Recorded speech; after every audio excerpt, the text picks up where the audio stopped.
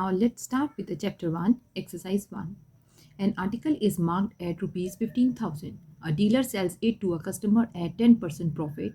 If the rate of the GST is 12%, find first the selling price including tax of the article, second the amount of tax under GST paid by the customer, third the total amount paid by the customer.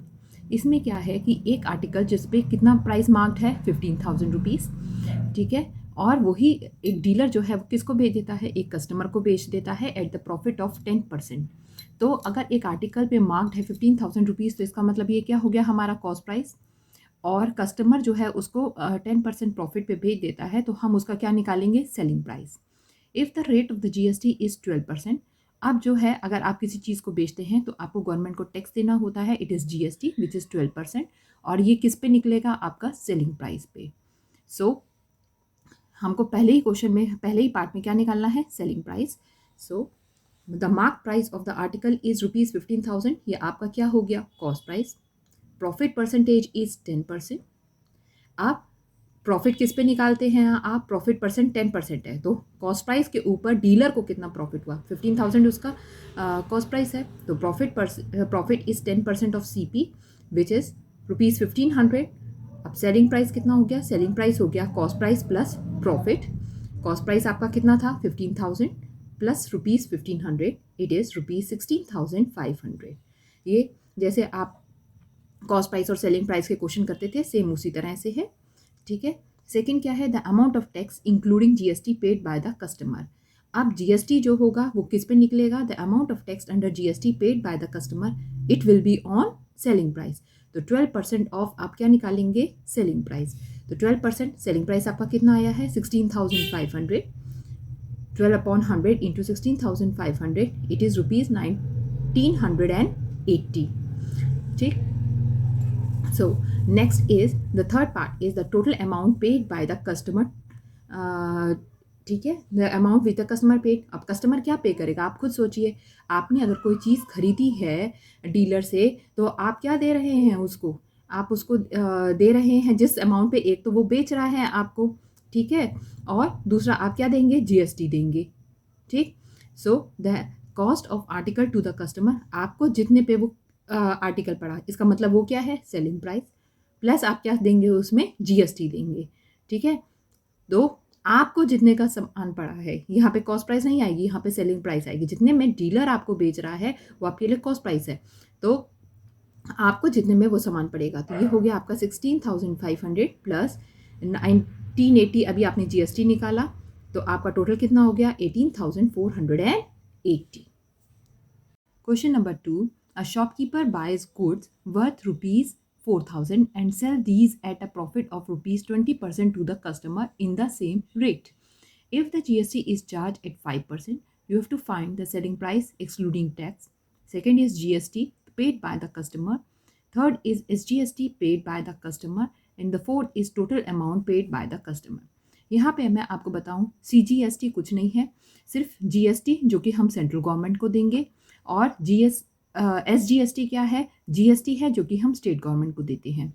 जब आपको इस तरह से यहाँ पे GST दिया जाता है जो कि है टोटल 5%, फिर 5% इसमें हाफ दोनों को चला जाता है। CGST 2.5% होगा और SGST क्या होगा, 2.5% होगा।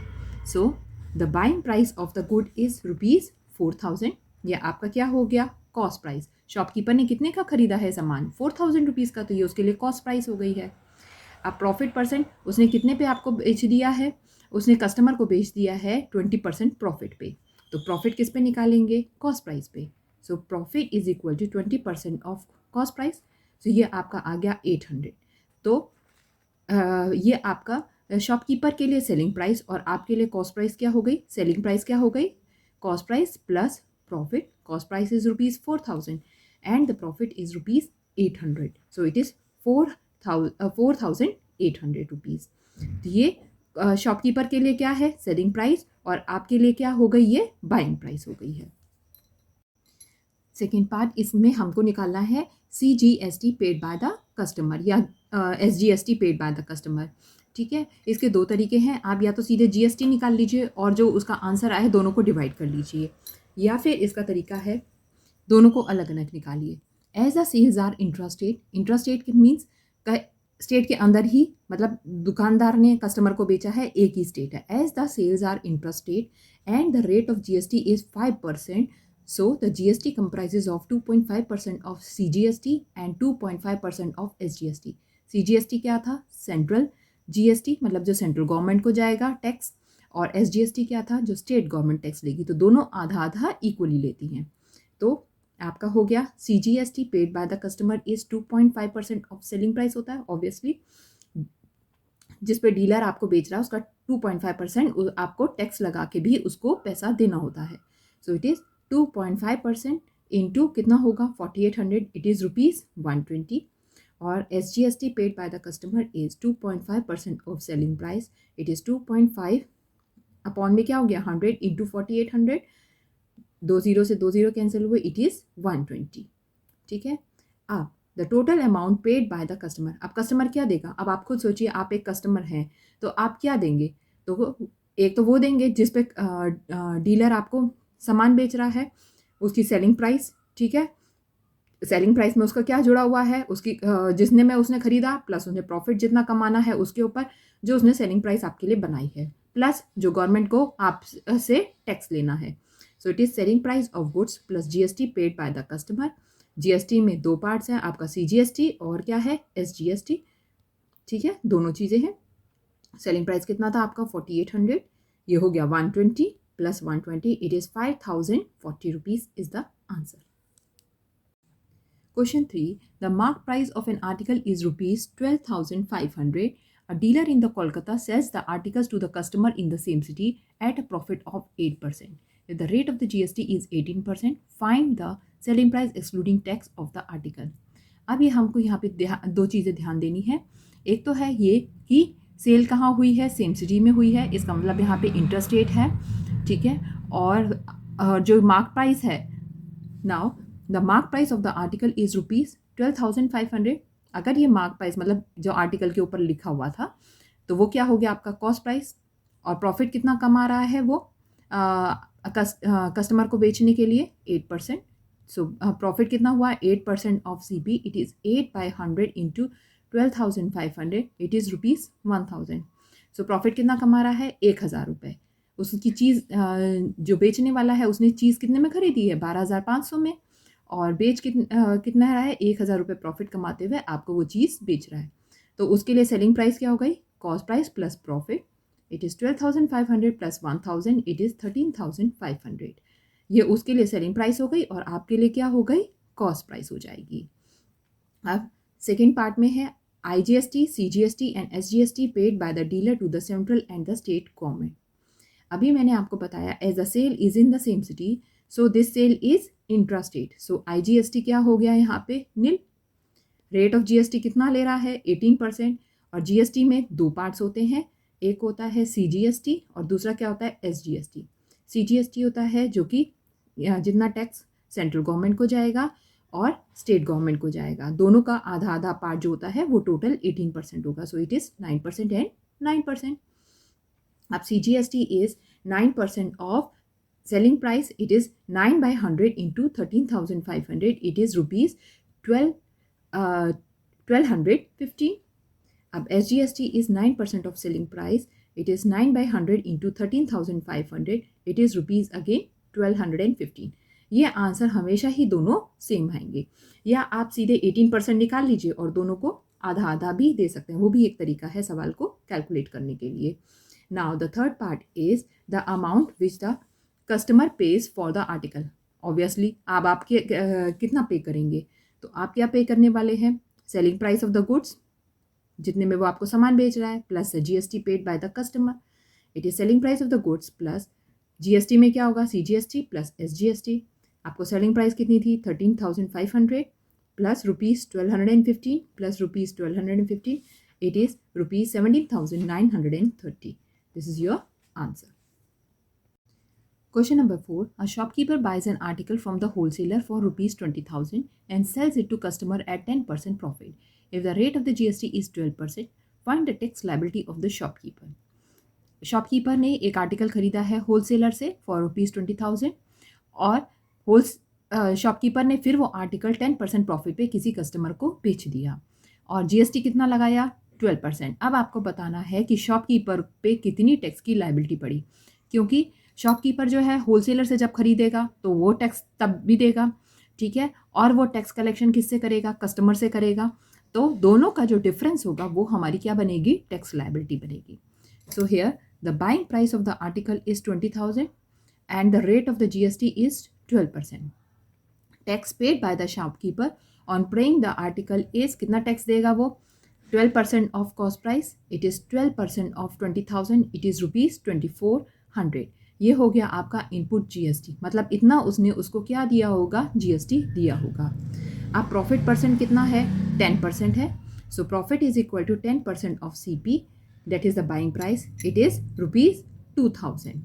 तो selling price to the customer, customer को सेलिंग कितने में पड़ी उसकी, 20,000 प्लस 2000, it is 22,000। Tax collected by the shopkeeper on selling the article to the customer is 12% of selling price. अब वो सेलिंग प्राइस पे देगा, so it is 12 by 100 into 22,000, it is 2640। ये हो गया आपका आउटपुट जीएसटी। और टैक्स लायबिलिटी जो कि शॉपकीपर पे पड़ी वो कितनी पड़ी, आउटपुट जीएसटी, ठीक है, जो कि उसने जब कस्टमर को बेच दिया है, माइनस इनपुट जीएसटी जब उसने होलसेलर से खरीदा था। तो आपने दो जगह जीएसटी लगाया है, एक आपने जीएसटी कहाँ लगाया है, एक आपने जीएसटी लगाया है जब उसने खरीदा था 12% ऑफ सीपी पे लगाया है, और दूसरा जीएसटी आपने कहाँ लगाया है, 12% ऑफ एसपी पे लगाया है। इन्हीं दोनों का जो डिफरेंस आएगा वो आपका क्या कहलाएगा, tax liability of the shopkeeper. तो ये कितना होगा, 2640 minus 2400, it is rupees 240। So shopkeeper के ऊपर जो टैक्स लायबिलिटी आई है वो सिर्फ कितनी है, 240 है। सो मोटा मोटी हमको क्या करना था, इसके अंदर हमको निकालना था 12% ऑफ सीपी टैक्स लायबिलिटी के लिए और 12% of selling price. Question number 5. A dealer buys an article for rupees 6,000 from a wholesaler. If the dealer sells the article to the customer at 15% profit, if the sales are intra-state and the rate of the GST is 18%, find the input GST and the input SGST paid by the dealer. ये अभी मैंने आपको बताया question number 4 में हमने किया था, input GST किस पे निकलेगा, जो जितने पे उसने खरीदा है सामान, तो वो कितने पे निकलेगा, 6,000 रुपीज़ पे। So the dealer buys the article from the wholesaler for rupees, कितने पे खरीदा है उसने, 6,000, और रेट ऑफ जीएसटी कितना है, 18%। तो इसमें 9% जो होगा वो सेंट्रल गवर्नमेंट को जाएगा और 9% जो है वो स्टेट गवर्नमेंट को जीएसटी जाएगा, ठीक है, इंट्रा स्टेट है, इसमें आईजीएसटी नहीं होगा। सो input GST paid by the dealer will be 9% of CP of the dealer, it is 9% of 6,000, it is rupees 540।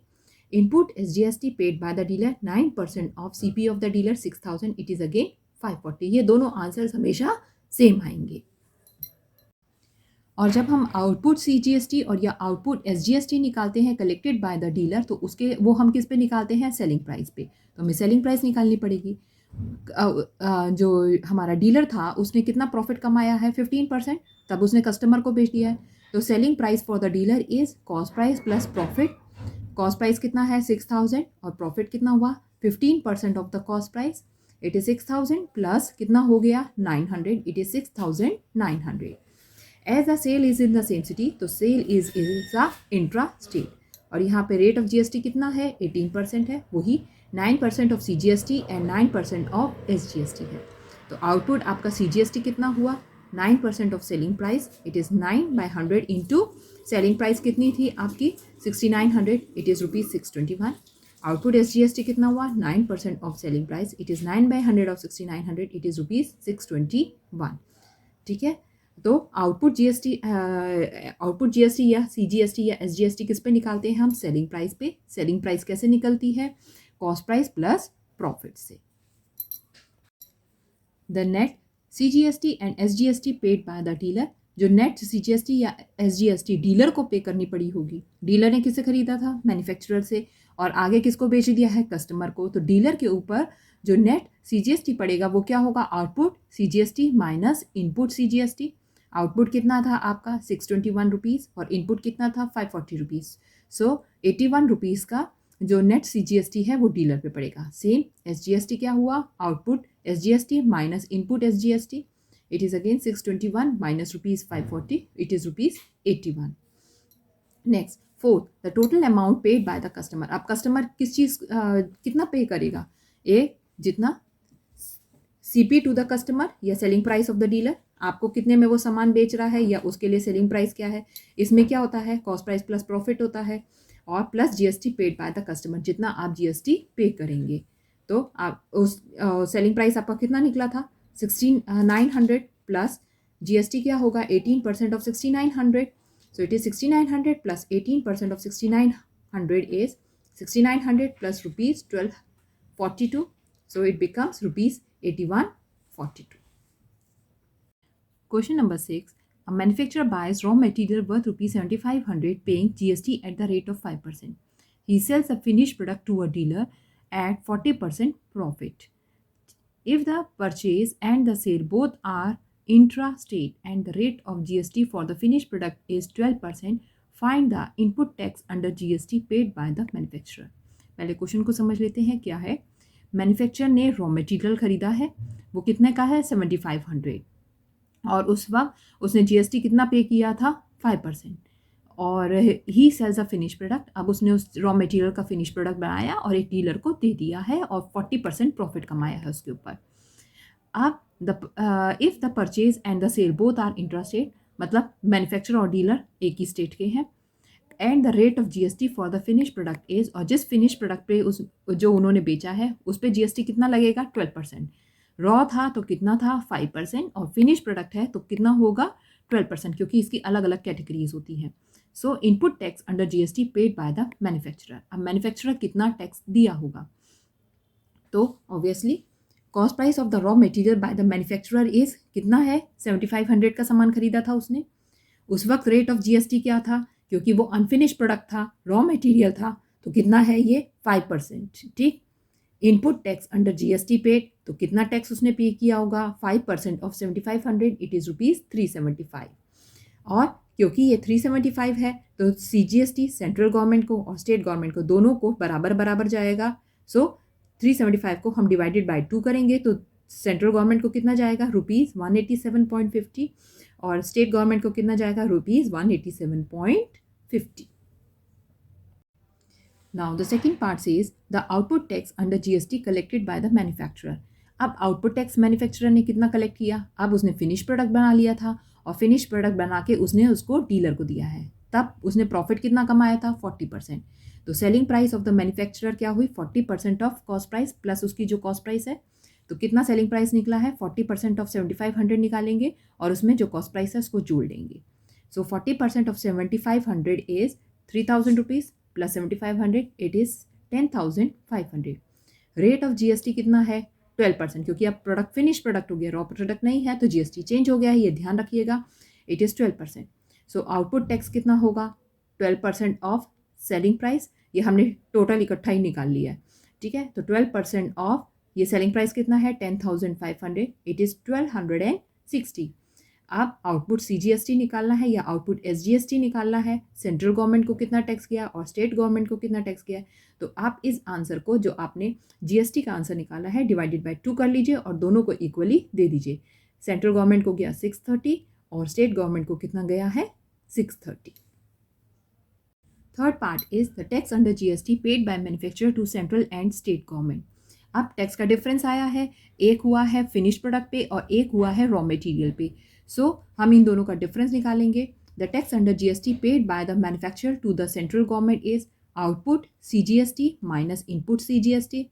Output जो उसने सेंट्रल गवर्नमेंट को टैक्स दिया और इनपुट जो सेंट्रल गवर्नमेंट को उसने टैक्स दिया. तो ये कितना हुआ 630 minus rupees 187.50. It is rupees 442.50. Tax under GST paid by the manufacturer to the state government. It is output SGST minus input SGST. It is again rupees 630 minus rupees 187.50. It is rupees 442.50. ठीक है. जब भी हमसे tax पूछा जाएगा tax under CGST कि हमको central को कितना देना है और स्टेट को कितना है, तो हम क्या यूज़ करेंगे formula output CGST minus input CGST जब CGST की बात होगी, और जब SGST की बात होगी तो output SGST minus input SGST. Now the fourth part is the amount paid by the dealer for the finished product. अब डीलर ने फिनिश प्रोडक्ट के लिए कितना अमाउंट दिया होगा? Obviously cost price of the dealer, कितने में डीलर खरीद रहा था, plus GST paid by the dealer, dealer ने कितना जीएसटी पे किया है। इसमें जीएसटी में दोनों इन्वॉल्व होंगे, स्टेट गवर्नमेंट वाला और सेंट्रल गवर्नमेंट वाला। So it is ₹10,500 plus ₹1,260, it is ₹11,760. So this is your answer.